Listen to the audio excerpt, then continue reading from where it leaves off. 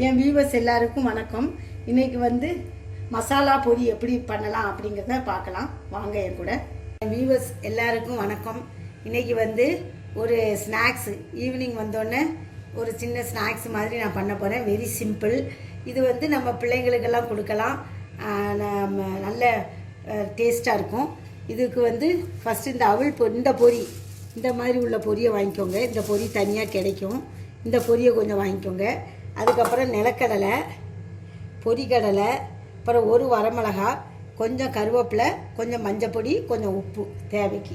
இப்போ நிலக்கடலையை நம்ம வறுத்து எடுத்துடலாம்.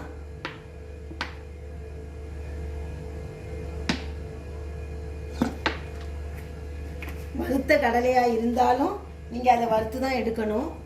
கடலை தான் போடுங்க. போகிறேன்.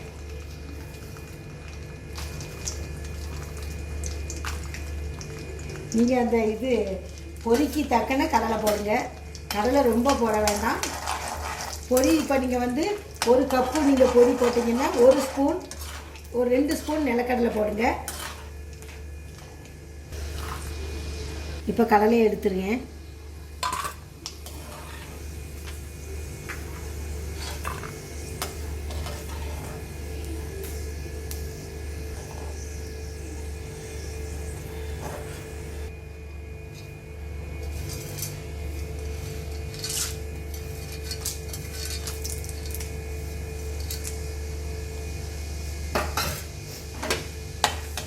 பொரிகடலை சீக்கிரம் இதாகிடும், ரோஸ்ட் ஆகிடும். பொரிகடலை இப்போ எடுத்துடலாம்.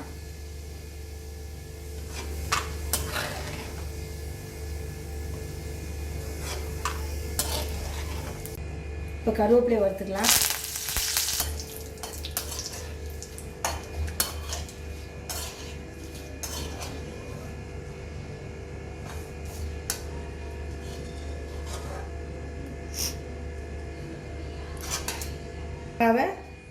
நம்ம 2 கிள்ளி போட்டு வறுத்துக்கலாம்.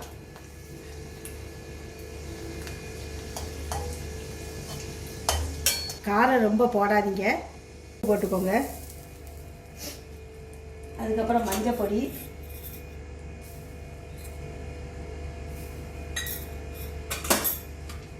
போட்டு லைட்டாக பரட்டி விடுங்க.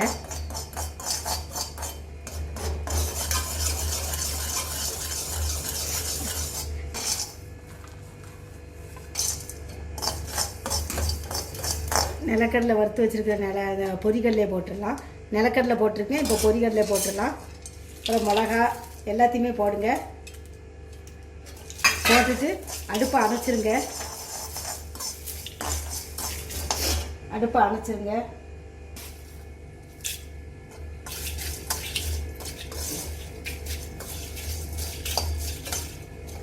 பொரியை அதில் அப்படியே போடுங்க.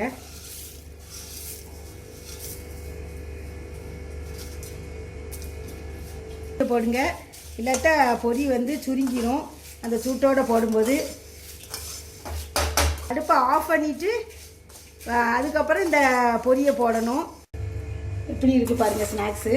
இது வந்து நம்ம ஒன்றுமே செய்யாது, குழந்தைங்களுக்கு யாருக்கும் கொடுக்கலாம். ஏன்னா இதில் வந்து சேர்ந்தது நிலக்கடலை சேர்ந்துருக்கு, பொரிகடலை சேர்ந்துருக்கு.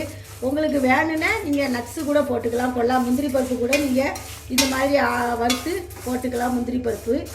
இப்போ வந்து இது உங்களுக்கு பிடிச்சிருக்கும்னு நினைக்கிறேன். பிடிச்சிருந்தா லைக் பண்ணுங்கள், கமெண்ட்ஸ் கொடுங்க, மறக்காமல் சப்ஸ்கிரைப் பண்ணுங்கள். தேங்க்யூ.